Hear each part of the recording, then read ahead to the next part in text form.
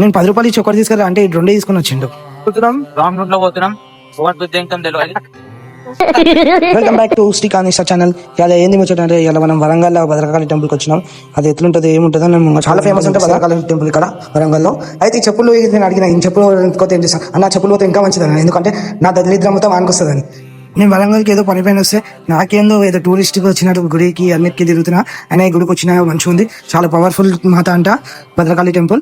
ఇంకో నేను first time పంతులు తీర్థైనా బొట్టులు గిట్టులు పెట్టుకొని రియల్ గా నేను లైవ్ లో చూసినట్టు అనిపించింది. నాకు చాలా మస్తు అనిపించింది. వీడు ఇక్కడ ఏం చేసిందంటే, నేను ఇంక పులివడ తీసుకెళ్ళాలని చెప్తే ఆడు పోయి 10 రూపాయలు ఇచ్చి 2 పులివడలు తీసుకొచ్చాను.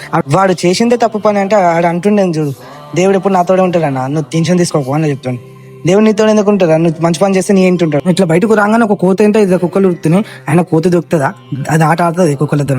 అది చూడు ఎంత పైనకి ఎక్కేది ఇలా పడదు చూడండి. గోమాతలను చూసి ఏంటి ఇచ్చేదాం. చలో do subscribe to my channel Sri Kanisha. మాకు చూస్తున్నాను వీడియో సబ్స్క్రైబ్ చేసుకుంటారు. సబ్స్క్రైబ్ చేసుకొని ఫాలో కొట్టండి. మళ్ళీ ఇంకో వీడియోలతో మేము